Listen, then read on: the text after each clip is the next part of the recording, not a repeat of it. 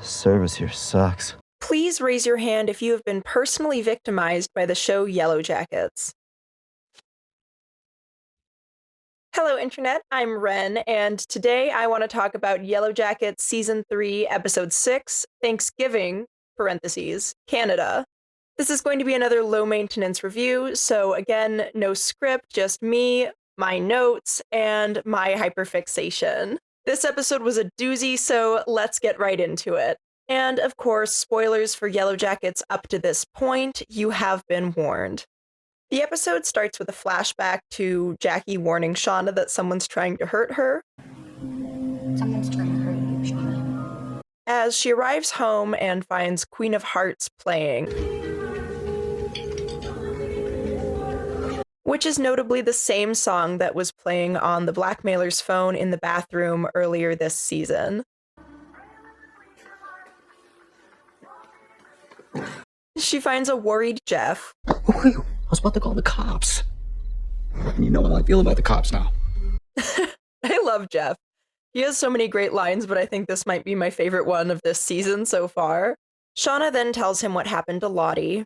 Lottie is dead. And he doesn't seem to have a big enough reaction, for Jeff. Oh my god. Instead, he's pretty calm. Are you sure?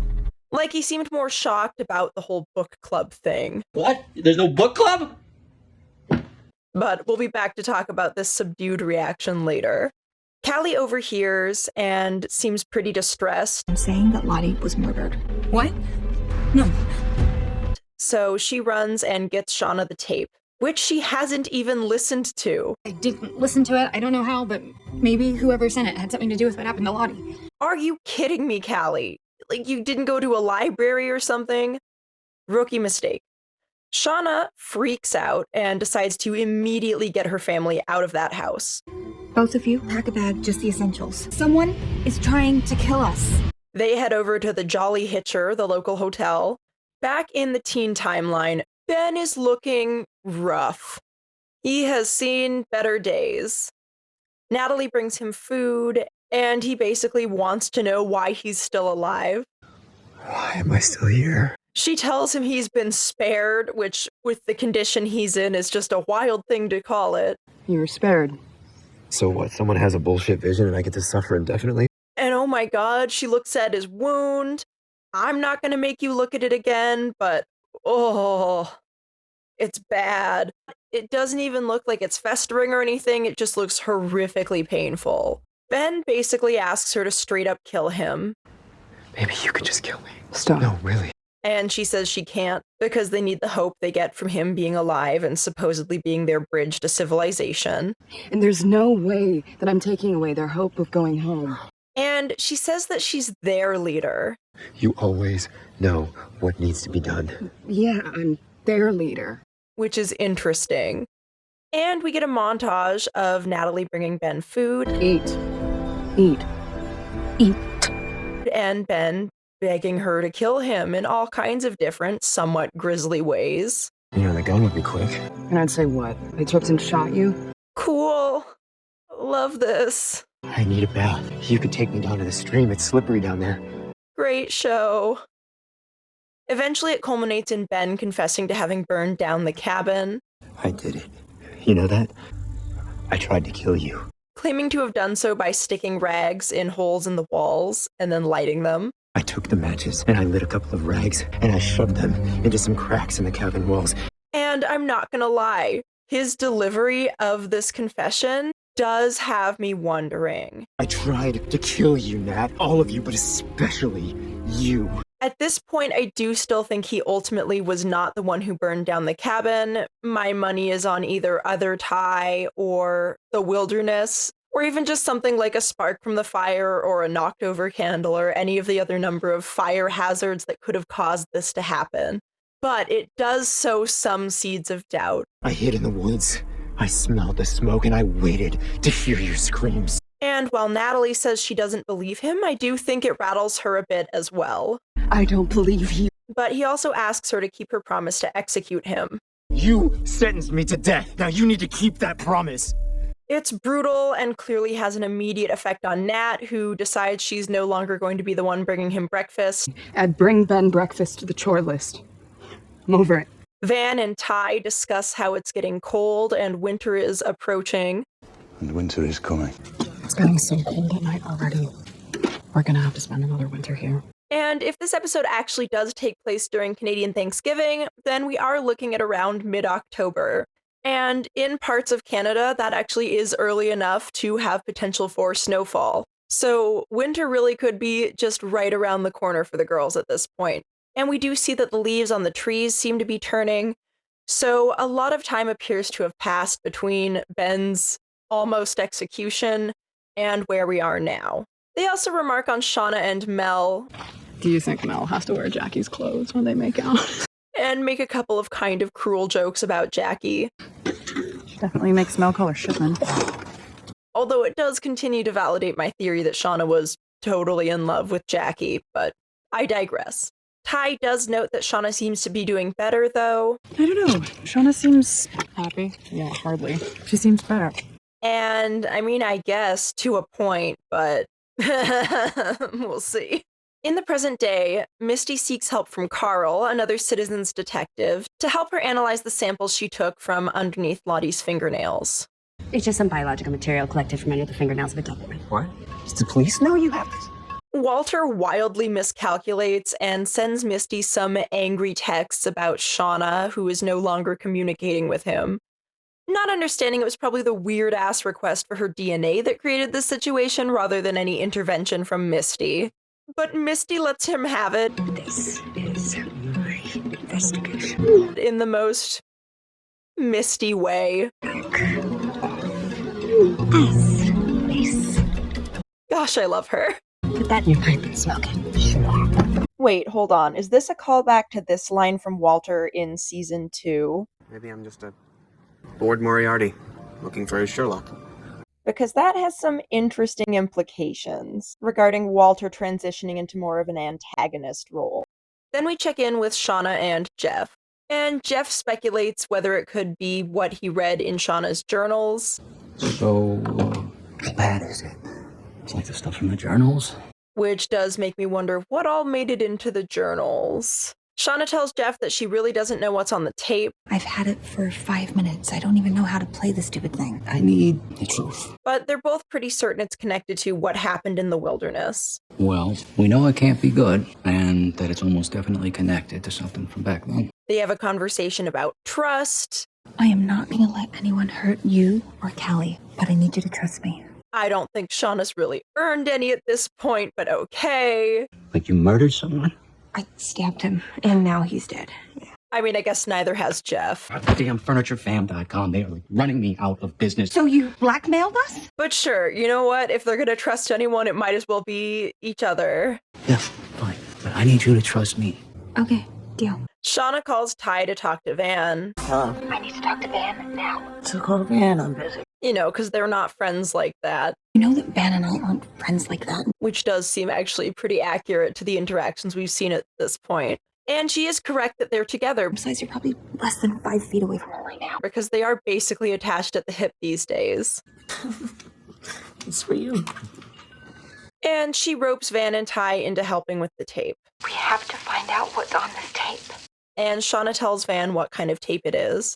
She wants me to hand deliver some old-ass DAT tape player to her secret Jolly Hitcher hideout.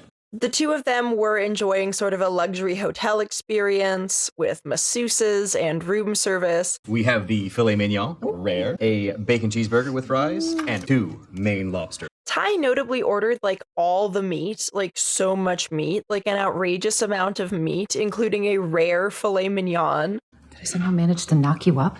And Van is kind of disturbed by how Ty isn't concerned about what happened to Lottie or any of the other things going on. Lottie's dead. Shauna is melting down. And how much Ty seems to just be interested in like self-care. You don't seem to give a shit about anything but self-care. And Ty does give kind of like a heartbreaking response about all the losses that she's suffered. I lost my family, my career, Lottie, Nat. The love of my life is battling cancer, and I can't fix any of it. And how she's basically doing this to dissociate a little bit. So maybe For now, I just want to feel good, if only to feel something. And they talk a little bit about how scared Shauna seems. I understand about being in a live for the moment kind of place, but our friend sounded really scared just now. And they talk about the format of the tape itself, Who even uses DAT tapes anymore anyway? which Van says is primarily used by Garage bands and super intense birders. at which point they both give each other a very significant look and suddenly treat the situation as more of an emergency. Get dressed right now. Back in the wilderness, Travis talks to Akila about what she's been seeing in the caves, Caves. Are you even seeing anything new? Seeing as much as I'm supposed to. and he seems to be worried about her and about the visions themselves. Mari brings Coach food, and he once again refuses to eat it. Oh, things must be grim if you're subbing in. And she seems to feel a certain amount of guilt for her role in his present situation. She then discovers a horrifying rotting pile of food, which we mercifully don't actually have to look at, we just hear it, Oh, yeah. Sorry about that. I'm between cleaning ladies. which is enough, it's disgusting. Coach? And she tells the girls what's happening with Ben. So he just stopped eating? Like a hunger strain. In the present day, as an apology for Misty, Walter sends a limo to deliver Lottie's trash bags, which he took from her apartment. Mr. Tattersall's deepest apologies. Back in the teen timeline, Misty is really upset that Coach isn't eating. I failed him. I failed you. I'm just so sorry. Natalie comes to her and tries to sort of maybe plant the idea of mercy killing in her head, Do you ever think that keeping him alive was a mistake? which kind of seems like an interesting movie, almost like she wants to shirk that responsibility onto Misty to free Coach from his suffering. He's suffering.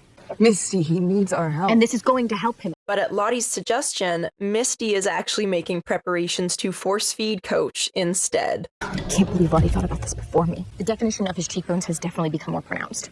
Travis is suddenly even more skeptical about the visions. What if what Akila saw is just bullshit? And it definitely seems like maybe he was playing that up, maybe to cement his importance in the group because of how scary they can be. Weren't you the one who said that she would have the visions? Yeah, and I know what I saw. But it definitely feels like he's not a true believer or whatever at this point. Like, Lottie said stuff all the time that didn't make any sense, but then there would be like a bear or something. In the present day, Van goes to hunt down her DAT player to play the tape for Shauna. She's going through an old box and briefly looks at one of those cool see-through phones from the 90s when it rings. And she answers to receive a disturbing call from Ty. Teresa? And then the call cuts off and Ty walks back into the room. Okay, do you want the yellow box cutter or the red one? We have so many options. Okay. So that's upsetting. Misty digs through Lottie's trash and finds takeout from the Bamboo Cafe. She looks it up online, and it doesn't seem like one of Lottie's go-to restaurants. Why would Lottie eat at a restaurant with a C health rating and no vegetarian options? And she hunts down Lisa, who is currently a bicycle delivery person for the Bamboo Cafe. You're not gonna leave me alone, are you? I took an oath. And vacation days at work. She bullies Lisa into talking to her. Fine, I'll tell you what I know, but we stay out in the open where everybody can see if you try to murder me. Again. Lisa rightly points out that what happened to Natalie was Misty's fault. My best friend died at that compound. Don't kid yourself. Your best friend didn't die. You killed her. And that Natalie would still be alive if the others had been able to let her go. You know, she was trying to be better. She was getting better, but you fuckers couldn't let her live. Which, admittedly, with where Lottie was going, I'm not so sure about, but I get why Lisa feels that way. Lisa does seem to be convinced that Lottie fell down the stairs. Charlotte fell down a flight of stairs. That's pretty cut and dry. Yeah, it's too cut and dry. Which is a little wild when it turns out that the $50,000 that Lottie withdrew from her bank account was given to Lisa as a tip for her delivery. He ordered a bunch of food and gave me $50K in cash as a tip. The envelope just said, "I'm sorry." Lisa then tells Misty that if she insists on going down the path of trying to find a murderer for Lottie, she should look at her friends first because Ty met up with Lottie the day that she died. Thaisa, she met up with Charlotte the day she died. That's ridiculous. I saw them right outside the cafe. Cool. Cool. At the Jolly Hitcher, Shauna gets the call from Van and tells the family that she's going to go listen to the tape. That was Van. I'm gonna find out what was on that tape. I'll go with you. No, Jeff, somebody has to stay with Callie. Callie initially protests and wants to go along. Like it or not, I'm a part of this. And you guys need to stop acting like I'm helpless. You don't need to protect me. But Shauna and Jeff won't let her because they're trying something new. Protecting their child. That's exactly what we have to do. Not because you're helpless, but because we're your parents. I do appreciate that they recognize where they've failed in the past and want to improve, though. We haven't always been the best at keeping you safe. Trying to do better. So Callie gives her a hug and slips her phone, which is recording, into Shauna's bag so she can eavesdrop on the conversation. In the teen timeline, Misty asks Coach to eat one more time. Here is a friend to ask you to eat. Please. Go away. And when he doesn't, they get dressed up in terrifying wilderness purge costumes and force feed him with a tube and a makeshift cone. It's horrifying and disgusting.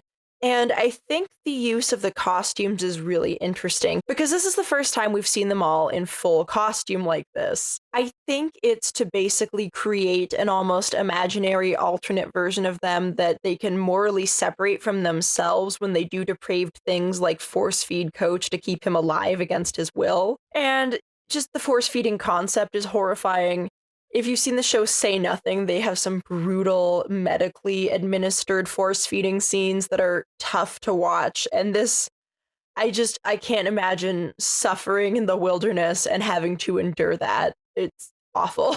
As they walk out of the pen, Shauna and Misty discuss whether Coach was able to keep it all down. And Shauna says, We'll get better at it. Uh-huh. Nat apologizes. I'm sorry.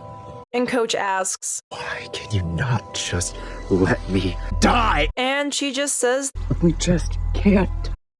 sorry. You can't. In the present day, Shauna, Van, and Ty listen to the tape together. It starts with a woman's voice saying, Testing, 1, 2, 3. and then she says, Oh my God, what is this? and we hear the sounds of the wilderness and what sounds like the girls making some very strange noises. The three of them look at each other, and Van says, The only people that even know about this are either us or dead. Shauna thinks it's a threat, but she thinks it's a threat specifically to her, not to the Yellowjackets generally. It came to my house. It was part of a series of events targeting me. But then she finds the phone and decides she needs to go home immediately. I also noticed that she knows Callie's passcode because she logs in and then pauses and deletes the recording. Van and Ty are understandably kind of shocked that she's dragged them all the way out there and then immediately ditched them. I have to go. It's an emergency. What kind of emergency? An emergency. She loves calling on her friends for help and then just peacing out. What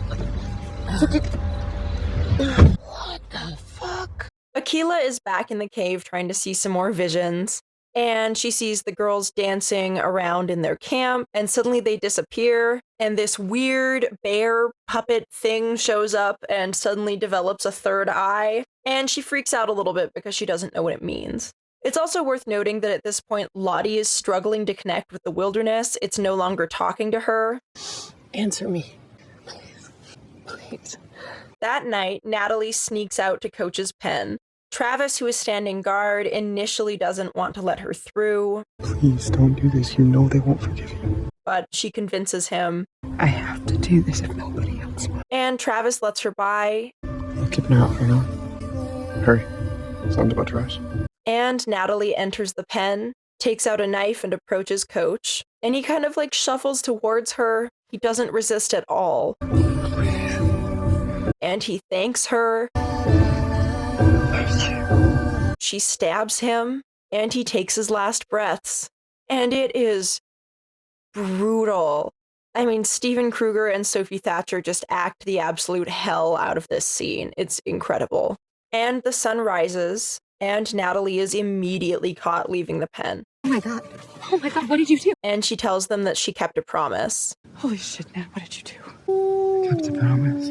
Misty goes in to see Coach's body. She takes the ropes off of his hands, and then she breaks down and cries,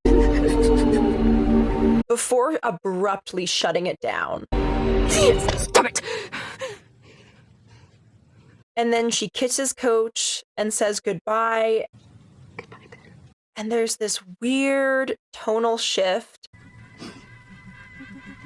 Almost like something really human that Misty was still holding on to had died with him.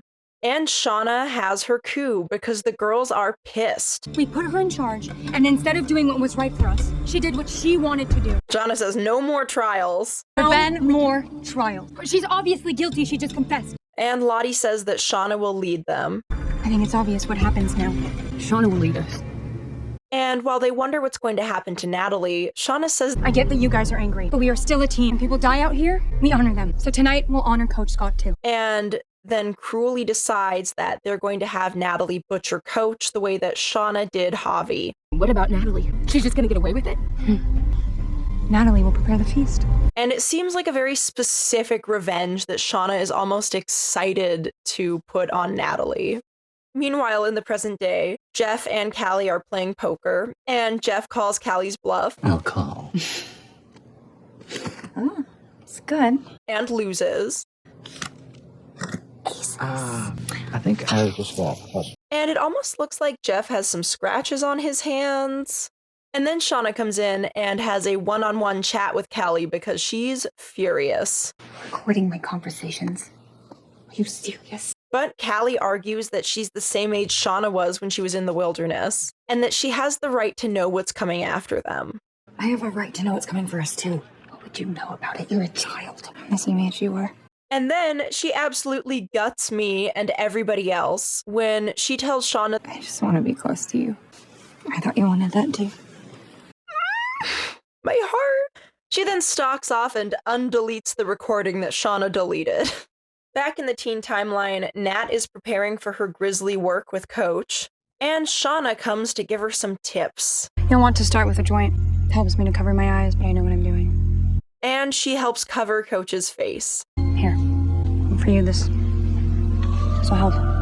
And it really does seem like she does have some amount of empathy for Natalie in this moment. So I think she's almost realizing how cruel her actions are, although it doesn't stop her. I think the decision to cover the faces of the people that they're butchering is another example of the girls dehumanizing their victims, in the same way that they dehumanized themselves with their costumes when they force-fed Coach, or in the Pit Girl scene.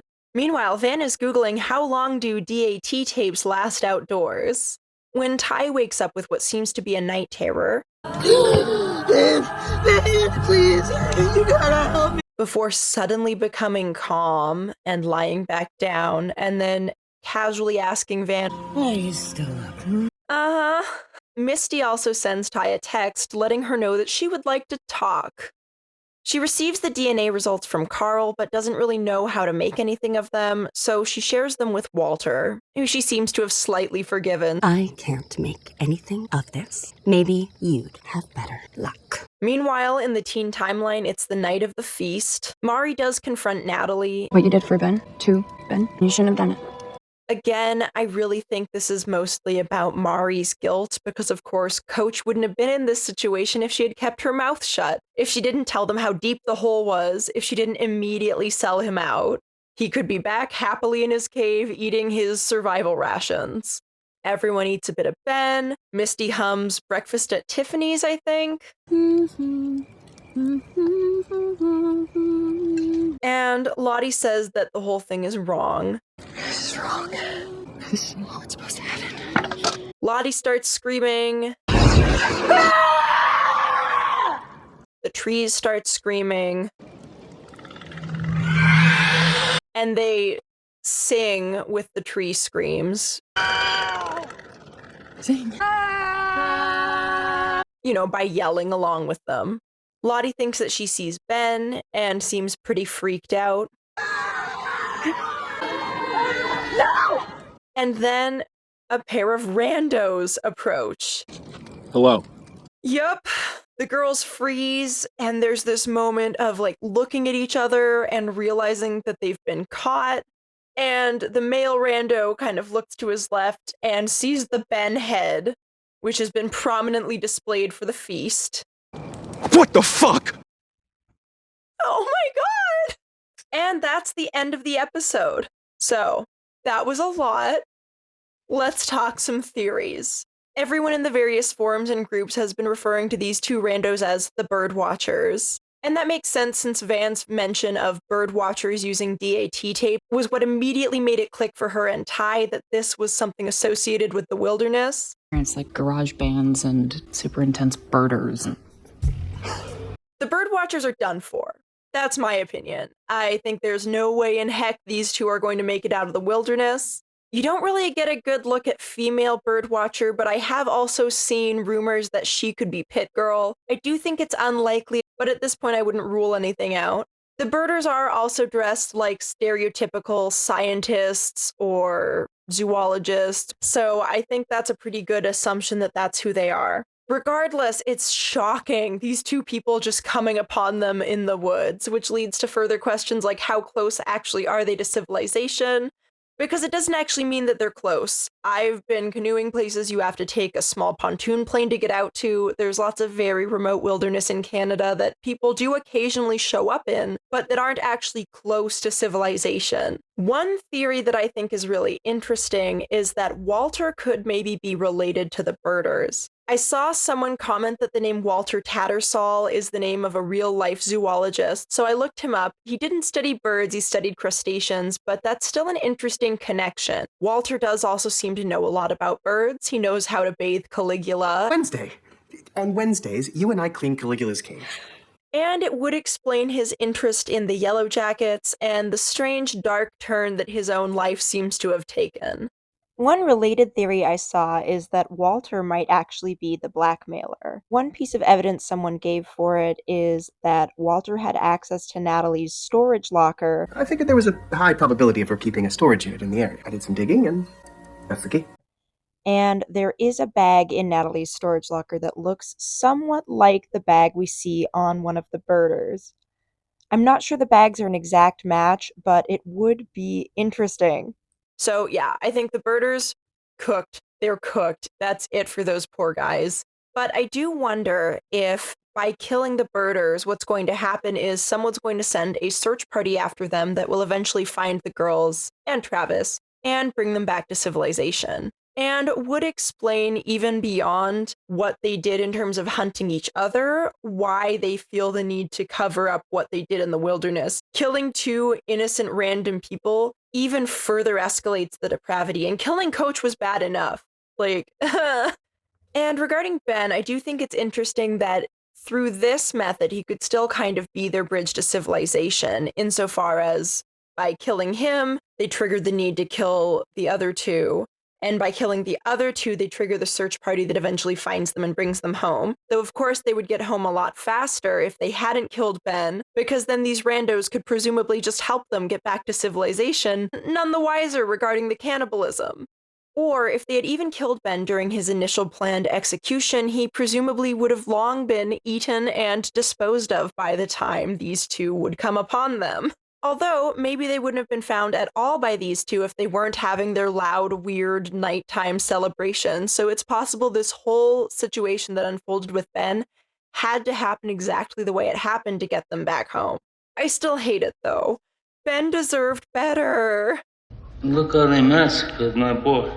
The three-eyed bear is really interesting. I think it might symbolize spirituality or clairvoyance, which is often what a third eye represents, and either could be telling Akila to trust her visions, or it could be about reinstating Lottie's connection with the wilderness, because she seems to reconnect with the wilderness when she sees Ben. A bear also makes sense as a symbol for Lottie, because at the end of season 1, her first major moment of seeming precognition was when she predicted We won't be hungry much longer. And then sure enough, a bear showed up and appeared to allow her to sacrifice it.